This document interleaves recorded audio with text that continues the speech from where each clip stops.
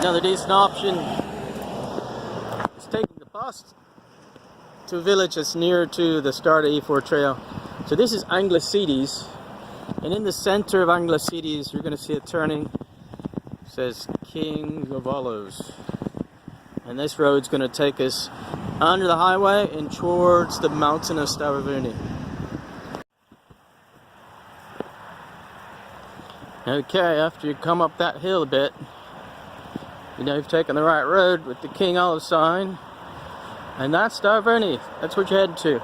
It's the only road that's close to the center that goes under the main highway.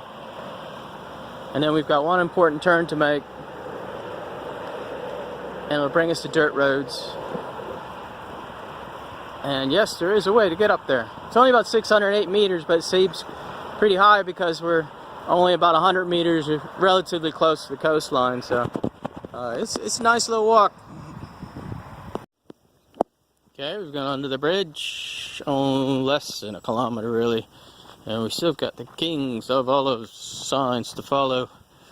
Take the left here, and at about another kilometer or so we'll take another left onto an earthen road, a dirt road, just for half a kilometer or so.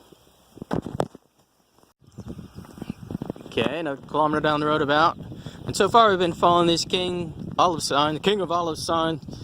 Big processing plant there, but from this little bit we're going to go straight, and our turning on the dirt road will be only a few hundred meters from here on the left. So that little half kilometer you'll see a couple little tiny churches, and the turning will be past this pine onto this earthen road, which will circle up and around towards the mountain. If you go straight, you're going to run into a farm. This road dead ends, so you don't want to go this way because there's a lot of dogs at that farm. But you can circle around this way and get to the start of the trail at the bottom of Stavrovoni. Okay, we've circled up that earthen road, hugging the river valley, and you'll see the farmer track across the way. We're going to circle around some more down this earthen road. Oh, Stavrovoni's waiting for me. We're going to actually take a detour and go up that little rocky knob, which is kind of cool. Alright, we won't take the trail the whole way up, but just circle around to the right on the other side of this river valley. You can sort of see the trail marker there with a map. So circle around this river valley on that earthen road, made your way around about a kilometer or so to, it says, path for Stavrovoni, and it's a pretty good path. You can take it straight up to the monastery. Might take you about an hour depending how fit you are, what you're carrying, and there's water up there and bathrooms. So off we go. So we're heading up the trail. This is the westernmost part of the Troodos Mountains, which are volcanic. Down here you can see all this farmland's doing really well. Olive trees, pistachios, etc. And we're right on the edge. Now if you look off the distance, there's not much going on there. White chalk. And we're right at the edge between the white limestone, chalky limestones, etc., and the igneous rocks, which we'll look at some more, and also a lot of mining activity. Here's another good shot of that road you have to loop around to get to the start of the trail. If you notice all the terraces and the small trees, pines don't grow too fast in Cyprus, but they had a fire here a good 20 years ago now, I guess, maybe no more, I think more like 30 years ago. They don't grow too fast, not enough water. But we will eventually head up here, and you can take the trail to the top, but I'm also going to show you a shortcut, well, more interesting route up Anglesides, that big rocky outcrop at the top, and then that'll hook back onto the trail. And through here you'll see a number of mining adits, which are like trial digs trying to find copper or iron In the red bit of rock, we're looking for the iron, and the blue bit, you can see some scree slope there created by a large mining adit. It goes back in at least 100 meters or so. That blue is it's copper-bearing rocks, but they didn't find anything valuable enough to make the bother. So it's sort of good news, and but you can find them if you take a look. So we're about halfway up, and the normal trail, it's easy to follow, goes right up the ridge there, and then sort of around about 100 feet below the 20-30 meters below the actual monastery parking lot, and then loops up around the back. But it's easy to follow, you can't miss it. But we're gonna try to take this detour. And I just met a nice chap was hiking down from the top. He said they've actually improved it some, so we'll take a look, see if the forestry department's put some ropes up or something. So the track's pretty rough there, but the terrace here is still good. And this is the bottom where the largest mining adit was, and then there's just till from the mine. They just dumped it down the slope. Let's see if it gets any better. I wouldn't call this a trail, but not dangerous or anything. Okay, we've come around through that tumble of rocks and stuff. Now we're gonna go up some more rocks. It's been a great day to have some sturdy, stiff-bound boots on, but we'll have to make do.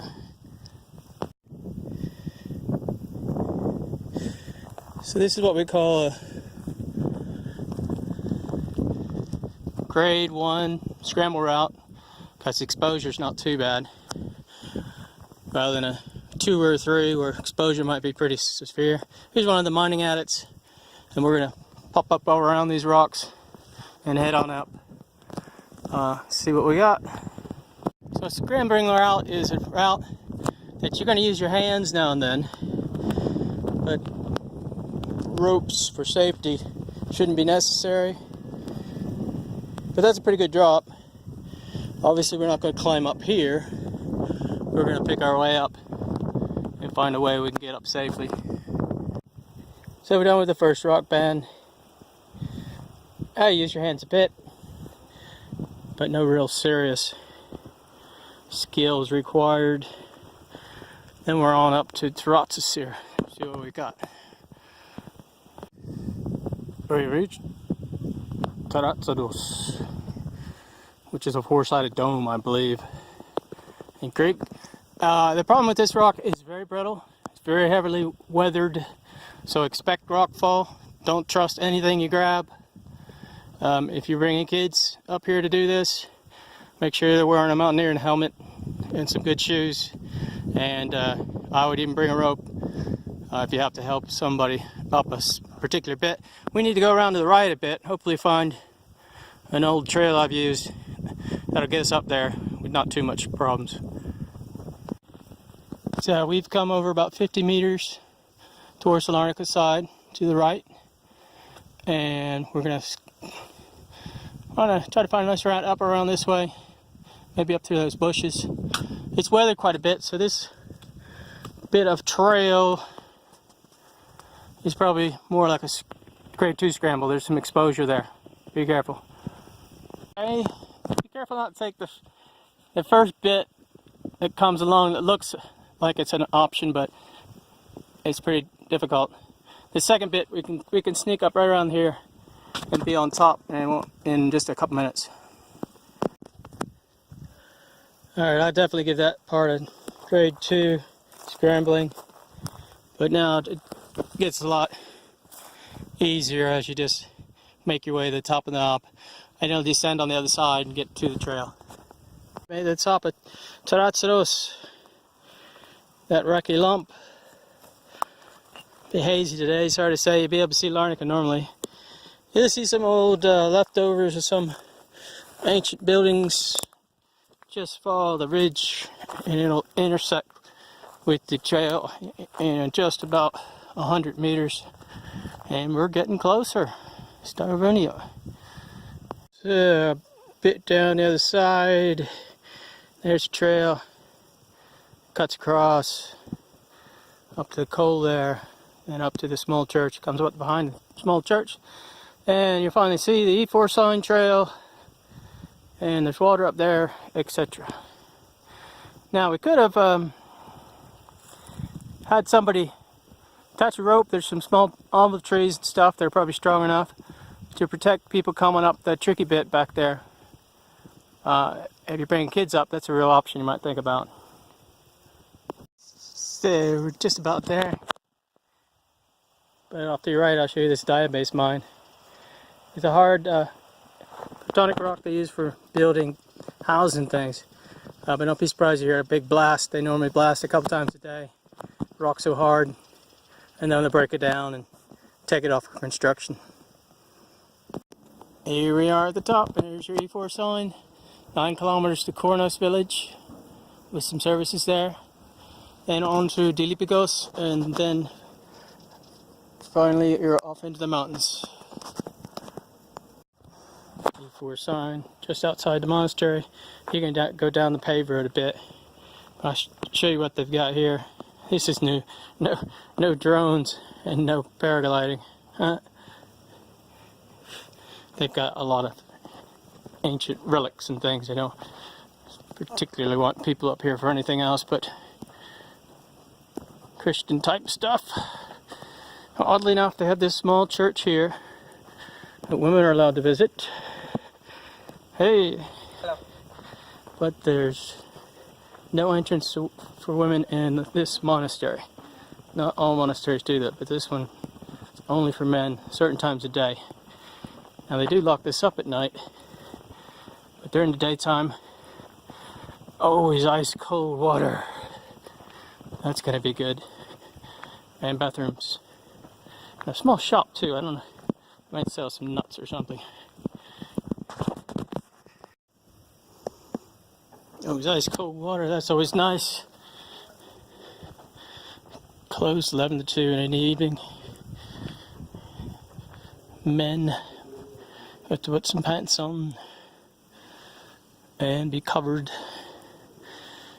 Usually you got awesome views all the way down to the sea, and north you could see Nicosia, but today it's very hazy, too much dust. You could see all of Larnaca normally, but not today, sorry to say. So it's a great hike, nice shortcut. If you're going to take the bus, you can pretty much see the trail coming down up that ridge line, coming up over here, and then circling around. You don't have to do the crazy knob scramble if you don't want to. A lot quicker just using the trail. It took me a good hour and a half using the scramble route. So you could easily probably get up here in 45 minutes with just using the trail. Very good.